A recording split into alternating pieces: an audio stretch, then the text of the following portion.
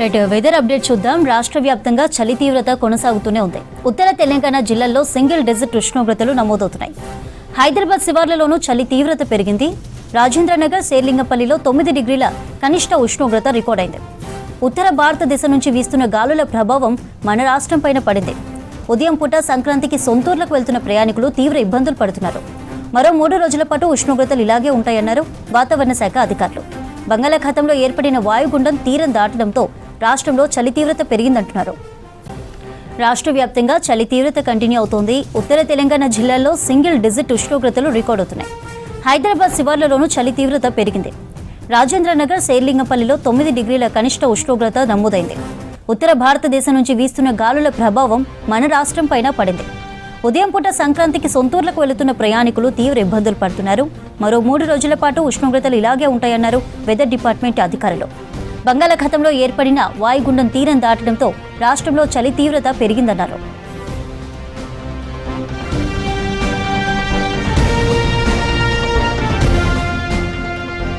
ఇటు గ్రేటర్ సిటీలో చలి తీవ్రతపై మరిన్ని డీటెయిల్స్ చంద్రశేఖర్ అందిస్తారు. Chandrasekhar, over to you.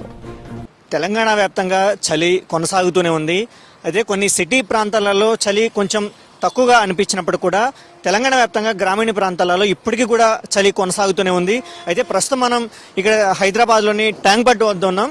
ప్రస్తుతం ఈ సమయానికి ట్యాంక్ బండ్ వద్ద ఎక్కువగా వాకర్స్ బయటకు వచ్చి వాళ్ళు వాకింగ్ చేస్తూ ఉంటారు. ఎక్కువగా సైక్లింగ్ చేసేవాళ్ళు ఇక్కడికి ఏరియాలో ఎక్కువగా కనిపిస్తూ ఉంటారు. కానీ ఇప్పుడు చూసుకుంటే మనం ఈ ప్రాంతంలో ఎవరు కనిపించట్లేదు. చలి వల్ల ఎవరు బయటికి రాలేని పరిస్థితి కనపడుతూ ఉంది. అయితే గడిచిన ఇన్ని రోజులు కూడా కొద్దిగా చలి తగ్గుతూ వస్తుంది అనుకున్న క్రమంలోనే మళ్ళీ ఒక్కసారిగా వాతావరణం మళ్ళీ సడన్గా చలిగాలు మళ్ళీ పెరిగాయని చెప్తున్నారు ఎండీ అధికారులు.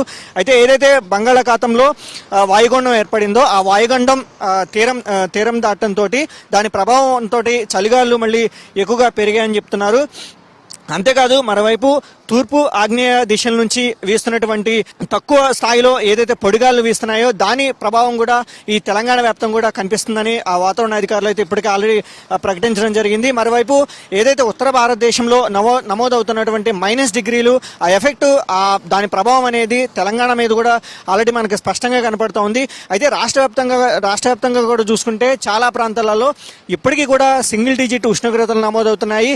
అయితే దీని ప్రభావం అనేది రాబోయే మరొక 3 రోజుల్లో కూడా కనపడుతుందని వాతావరణ అధికారులు ఇప్పటికే హెచ్చరికలు జారీ చేశారు. కాబట్టి ఎవరైనా సరే అవసరం ఉంటే తప్ప అది ఉదయం కావచ్చు, సాయంత్రం కావచ్చు, బయటకు రావద్దు. ఎవరైతే ఆస్తమా రోగులు, సైనస్ వీళ్ళు వ్యాధిగ్రస్తులు ఉంటారో వాళ్ళు మాత్రం ఖచ్చితంగా ఇప్పటికీ జాగ్రత్తలు పాటించాలని చెప్తున్నారు. జనరల్గా మనం చూస్తే ఈ టైంకి అంటే జనవరి సంక్రాంతి వచ్చే టైంకి చలి కొద్దిగా తగ్గుతూ రావటం మనం గమనిస్తాం ప్రతి సంవత్సరం. కాకపోతే ఈ సంవత్సరం ఇప్పటికి కూడా చలి దాని యొక్క ప్రభావం కొనసాగిస్తూనే ఉంది. రాష్ట్ర వ్యాప్తంగా చూస్తూ ఉంటే 12 జిల్లాలలో ఇప్పటికి కూడా 10 డిగ్రీల కంటే ఉష్ణోగ్రతలు తక్కువగా నమోదవుతున్నాయి.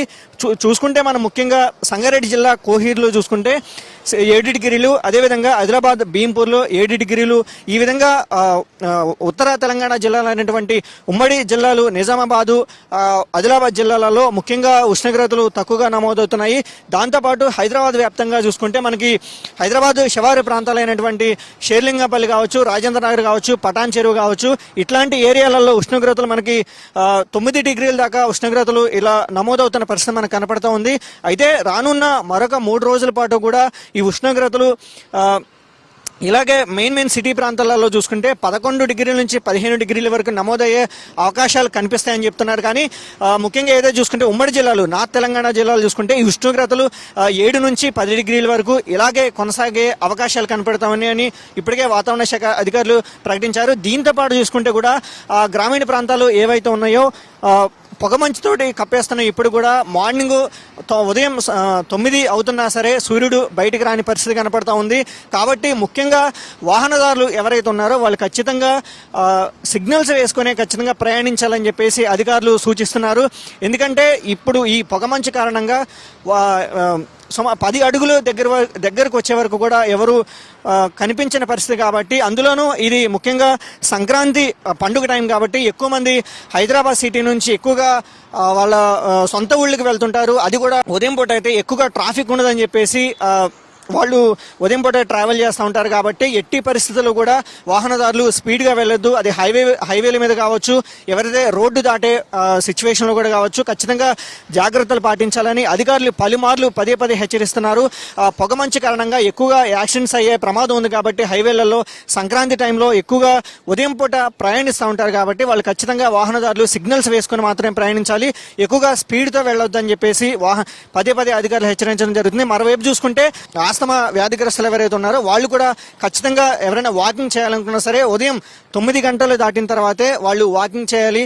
లేదా సాయంత్రం పూట ఎవరైనా బయటకు వచ్చినప్పుడు మాత్రం వృద్ధులు ముఖ్యంగా స్వెటర్లు వేసుకుని, గ్లౌజులు, మాస్కులు వేసుకుని బయటకు రావాలని అధికారులు ఇప్పటికే హెచ్చరిస్తున్నారు. మరోవైపు చూసుకుంటే కూడా ఆ కంటికి కనిపించిన దుమ్ముధూళి కణాలు ఈ పొగమంచు కారణంగా మనకి కనిపించవు కాబట్టి ఎవరైతే వృద్ధులు ఉన్నారో, సైనస్ ఇట్లాంటి వ్యాధిగ్రస్తులు ఎవరైతే ఉన్నారో వాళ్ళు ఖచ్చితంగా మాస్క్ ధరించే బయటకు రావాలి. అది కూడా ఏదైనా అవసరం ఉంటే తప్ప బయటకు రావద్దని చెప్పేసి పొల్యూషన్ కంట్రోల్ బోర్డు అధికారులు ఇప్పటికే పలుమార్లు హెచ్చరిస్తున్నారు. మరోవైపు చూసుకుంటే విద్యార్థులు ఈ చలికి కూడా చాలా తీవ్రంగా ఇబ్బందులు పడుతున్నారు. కాకపోతే సంక్రాంతి సెలవులు వచ్చాయి కాబట్టి వారికి ఇప్పటికే హాలిడేస్ ప్రకటించడంతో వాళ్ళు కొంచెం సేఫ్ జోన్ లో ఉన్నారని చెప్పుకోవచ్చు. కానీ వృద్ధులు మాత్రం చాలా తీవ్రంగా ఇబ్బందులు పడుతూనే ఉన్నారు. ఇప్పుడు కూడా ఊళ్ళల్లో 2-3 చెద్దర్లు కప్పుకున్నా సరే వారి చలి తట్టుకోలేని పరిస్థితి కనపడుతోంది. కాబట్టి రాబోయే 3 రోజులు సంక్రాంతి వరకు కూడా ఇదే పరిస్థితి కనపడుతూ ఉంది. కాబట్టి వృద్ధులు ఎవరైతే ఉన్నారో ఇట్లా సైనస్ వ్యాధిగ్రస్తులు కావచ్చు, ఆస్తమా వ్యాధిగ్రస్తులు కావచ్చు, వారు జాగ్రత్తలు పాటించి వారు సేఫ్గా ఉండాలని చెప్పేసి అధికారులు ఇప్పటికే ప్రకటిస్తున్నారు.